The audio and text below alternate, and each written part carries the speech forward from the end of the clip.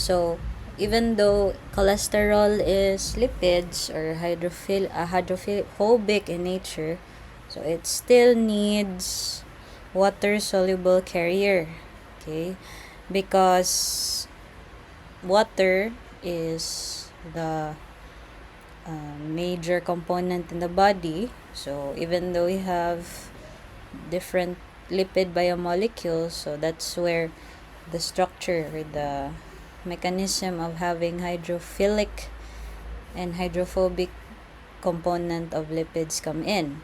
Okay, but because cholesterol is majority is hydrophobic, so in terms of structure, so there is a need for water soluble carrier so that it will go around or travel along the bloodstream.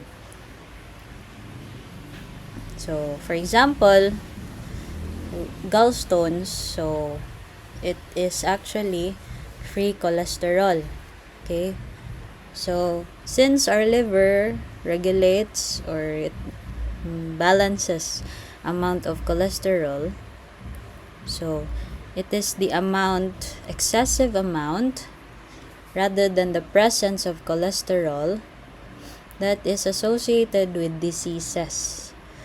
So whenever we eat something high in fat or oils or high in lipid content, so that's why it's more reasonable to say nga dili palabi or do not eat so much rather than to not eat it at all, unless of course you have already been advised by your doctor not to eat it for a certain time interval. Okay, especially if for example for old people, so their cholesterol levels need to be managed along with all other different parameters such as calcium, sugar, okay, because those affect blood pressure. So even salts, so salt can allow retention of water, so it is the reason why there are some people who have swelling,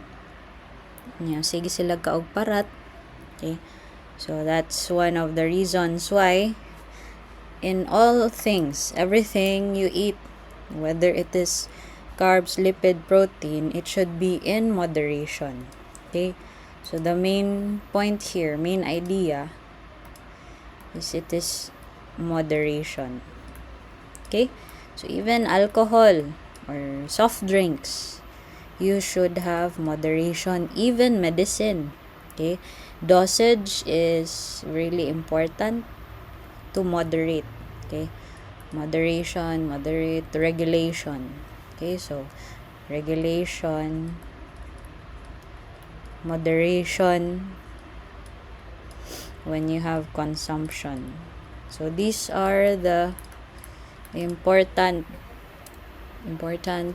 ways to mitigate disease or to mitigate health mitigation.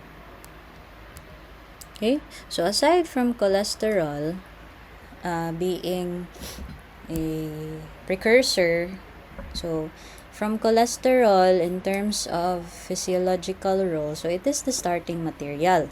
That's why we still need cholesterol as long as it does not exceed normal levels. Okay, so because it is the starting material for synthesis of steroid hormones, which act as messengers. So we have adrenocorticoid hormones, particularly mineralocorticoid and glucocorticoid. So difference between the two, based on the name, mineralocorticoids, they regulate concentrations of ions, mainly sodium and potassium. One example is your aldosterone. And then for glucocorticoids, it regulates, so sugar, it regulates carbohydrate metabolism. One example of hormone is your cortisol, stress hormone. Okay, so when you have stress, your body is under stress, it will activate, so it can trigger so any of the carbohydrate metabolism processes, such as, so recalling, you have glycogenesis, no? Production of glucose. Okay, so that is being stimulated by your hormones. So glucocorticoid for carbohydrate metabolism, mineralocorticoid for concentration of ion regulation. Aside from that, cholesterol is also precursor to formation of your sex hormones. So we have both different characteristics, whether male or female. What matters would be the dominance or the more obvious, let's say, which one has more prevalent rather. Okay, so prevalence. So both female and male have these two hormones along with other hormones. Okay, and it is the prevalence of the hormones that determines the major characteristics. So testosterone and estradiol or estrogen. And an interesting fact is testosterone is precursor to formation of estradiol or estrogen. Okay, so if you look at the structure, so they are more or less similar, except that estradiol has more double bonds than testosterone. Okay, you have the presence of the OH group in lieu of this double carbonyl group here, and then the methyl group is being replaced by this double bond, and then this H2 here is being one of the H is being replaced. Okay, and then also this one. So this from single we have more formation of more double bonds. Okay, now another, so in terms of hormones, we have what we call derivatives of arachidonic acid, and this is where other hormones are being derived from. So lipids, still lipids. Example would be prostaglandins, thromboxanes, and leukotrienes. So they are responsible for the following: they lower or raise blood pressure, they cause inflammation and blood clotting, induce labor, and they act as secondary messengers. And what's common among them is they are constrictors. Okay, so let's start with prostaglandins. Okay, so they are a group of molecules released by most cells in the body, but they are known for the following: so cervical ripening and uterine muscle contraction, meaning to say these are so for labor. Okay, and prostaglandins are first extracted from the human semen, believed to be coming from the prostate. So in fact, it is the presence of prostaglandins that can they enable labor. Okay, and then they cause uterine contractions for so labor, or if there is no presence of pregnancy or it's not there's no fertilization that happened, so it is responsible for period pains. Okay, next we have thromboxanes. So these are vasoconstrictor, meaning to say constriction of the blood vessel. Okay, so vasoconstrictor, we constrict blood vessel. Hypertensive, meaning to say it increases blood pressure as it facilitates platelet aggregation. So this is important when you have tissue injury and inflammation, so that there is the main goal is to reduce blood loss. Okay, so meaning to say when you're, say for example, you're suffering from ischemic stroke, so it is the role of thromboxanes to trigger vasoconstriction so that you will not lose, they don't lose blood. But then the counter, or let's say consequence, of that is, of course, difficulty of the person undergoing ischemic stroke. Okay, so that's why thromboxanes, although it is trying to mediate, okay, it is trying to balance the circulatory system, but because of its effect, so there is also a consequence alongside. To increase BP, to trying to decrease blood loss is to increase blood pressure. Lastly, leukotrienes from leukocytes. So it modulates immune responses and inflammation. So usually they are needed, or it is increased, they are produced when production of prostaglandins is inhibited, meaning to say it is being stopped or being lessened, being restricted by NSAIDs, or non-steroidal anti-inflammatory drugs. However, if the person is asthmatic, for example, then there will be contraindication. So what does this try to tell you? NSAIDs, when given to asthmatic people, can give contraindication. Meaning to say, dili sila pwede intake because of the consequence. So we all know that asthmatic people have, say, tightening or constriction of their muscle in their lungs, and so their lungs would swell. There's swollen lining, and that produce excessive mucus. So that's why asthmatic people, once their asthma attacks will occur, so it can be fatal. Okay, and this is caused by, or this can be done, or this can occur because of the presence of leukotrienes. Okay, so that's for non-glycerides. Now this time, let's proceed to complex lipids, particularly your lipoproteins. Now this is what we mean by the necessary or the needed carrier of cholesterol. So lipoproteins are carriers of cholesterol, and there are different types. So you have your high density, low density, very low density, and chylomicrons.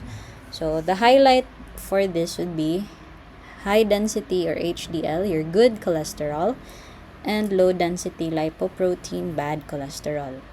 Okay, so the reason why they are termed as such is because of the amount of cholesterol present. Okay, so if you have greater percentage of protein than cholesterol, that is high density, meaning to say it is favorable. However, if you have more cholesterol than protein, so that is low density, meaning to say bad cholesterol. And this is the one, usually, if this is high, then most would then give a diet, or most doctors would recommend a diet that would reduce or try to lower this LDL. And then the other two, we have very low density lipoprotein. It usually contains or carries fats synthesized by the liver. And then chylomicrons, they carry dietary lipids synthesized in the intestines. Okay, so lipoproteins are simply carriers of cholesterol. Now, one of the side effects if you have higher bad cholesterol is a condition called atherosclerosis. So this can be a fatal. The effects of this disease would be fatal because of the buildup of plaque in the arteries. So the progression, so there is buildup of plaque, but of course over time, if you try to reduce consumption, so if you have moderation, no, it will always your health will always improve. And how do I say that? I have seen that or experienced, not for myself, but the people around me, particularly the grandparents, old people, they can always have a way to improve. So if you have formation and if you continue a bad diet or considerably heavy diet on lots of fats, oils, then it could grow and rupture, then enable blood clots. And that is where possible diseases worsen. So CVD na, cardiovascular disease. Because it concerns the heart and the blood vessels. Okay? Now, the other type of non-glycerides. So you have here waxes. Now, waxes, they are simple esters that are solids due to their high molecular weights. This is the distinct characteristic of waxes. They can be obtained from plants and animals, and they have higher melting points than fats and more compact in structure. Usually, they are used in protective coating. So, for example, cosmetics. It's one of the very concrete example or concrete industry that uses lots of waxes. So you try to read ingredients of different cosmetic products, one of which you can find, for example, you have beeswax. So you have a palmitic acid portion, and then you have the alcoholic portion.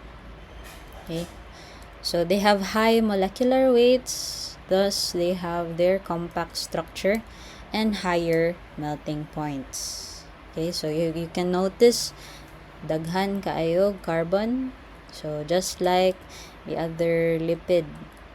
So high molecular weight, high melting point because of the great number of carbons present. Now, how do we distinguish the ester wax? By the way, this is particularly ester waxes from other types of waxes. Other types of waxes, paraffin wax. So, these are mixture of high molecular weight but alkanes. And of course, recalling the structure, we know that alkanes are simply hydrocarbons. Okay, so they don't have the presence of double bonds. Okay, now in terms of terminology, alkanes are also known as paraffins. Okay, for example, this one, candila. Okay, and then alkenes, they're olefins. Usually alkenes, diba? This is double bond. Single si alkane, double bond si alkenes, olefins. Then usually they're associated with the oil industry. Then alkynes, you have triple bonds. Acetylene, so you have gases. Okay, just some of the common examples. But for paraffins, you have solids. And usually liquids. Okay, and then gases. So alkane, solids, some are also gases, but in the context of paraffin wax, so we refer as high molecular weight alkanes. And the other non-ester waxes would be your earwax. So it is gland secretion containing mixture of fats, phospholipids, and esters of cholesterol. Okay, so we need to say earwax is a combination secreted by the glands in the ears. Okay, so aside from simply knowing different types of lipids, so how are dietary lipids being digested, or what do we need? So first off, we need bile salts. So bile salts are oxidation products of cholesterol, meaning to say, if cholesterol is oxidized, so we form bile salts. So they emulsify, so meaning to say, bile salts disperses dietary lipids in the small intestine so that digestion is facilitated, and it is similar to soap action on dirt. So example of bile salts, so we can actually find, so for example, Red Bull contains active ingredients. So if you zoom in, okay, you try to zoom in Red Bull, okay, so you will find there it has taurine. Okay, now taurine, it's found in sugars, caffeine, B vitamins, and then taurine is actually a component here. So looking at this portion here, taurine found in torocholate.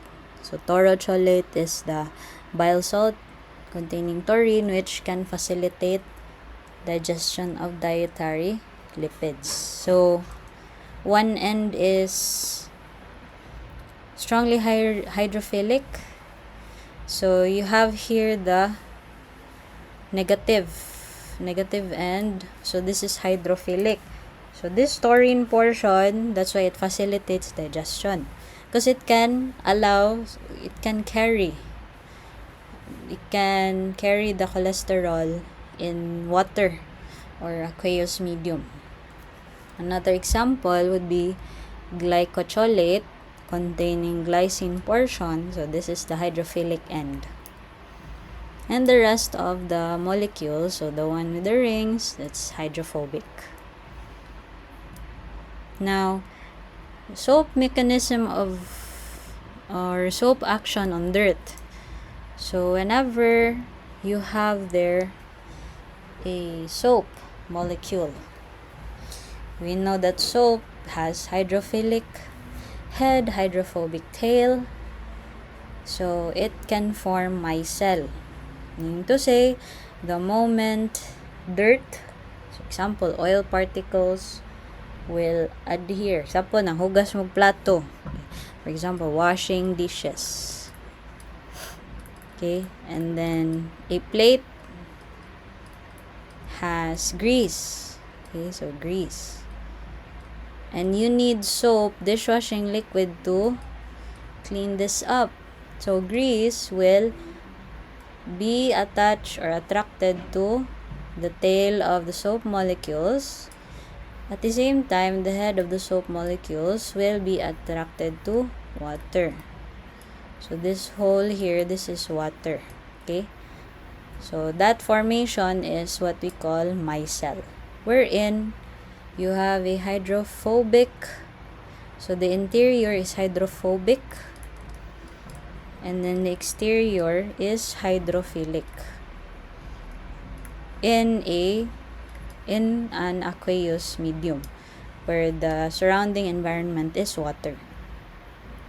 And that's also similar to bile mechanism of digestion of dietary lipids. Okay, so you have the hydrophobic as is interior,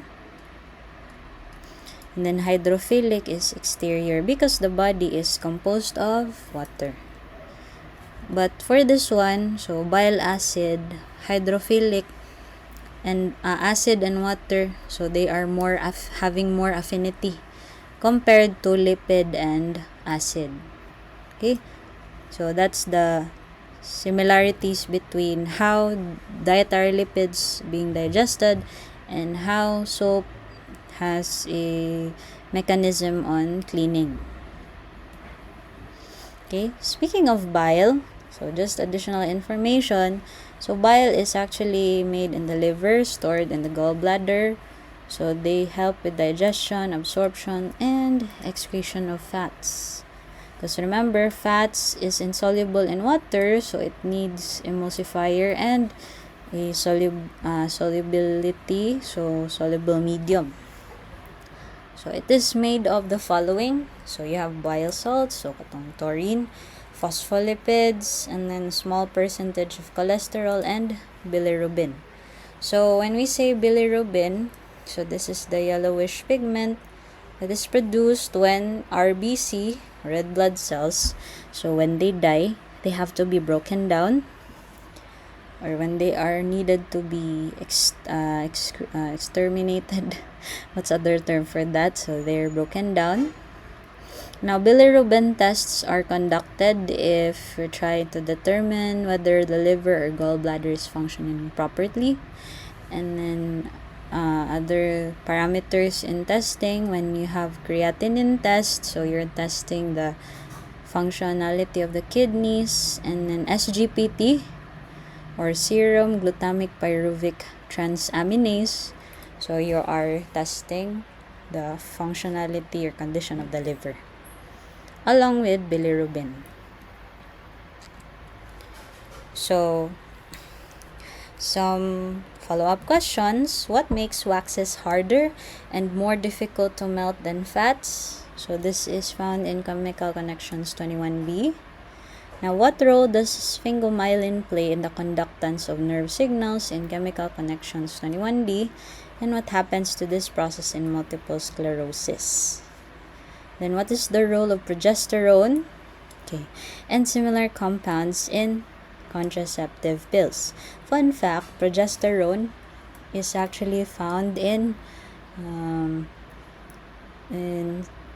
supplements, supplement to, or say not supplement, medicine, medication. So this one, based on experience, medication to prevent threatened abortion, meaning to say, it is used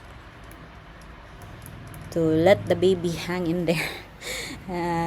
Medication to prevent possible threatened abortion or miscarriage. Okay, so it is production of progesterone, so increased progesterone, then that also is responsible for increased sleepiness, and this is from experience. Okay, so it can induce sleepiness, but at the same time it can save the baby, the fetus, as it develops in the uterus. Okay, so what is its role in this context? This time in contraceptive pills. Okay, and explain how the constant elimination of bile salts through the feces can reduce the danger of plaque formation in atherosclerosis. Right, so that's all for lipids.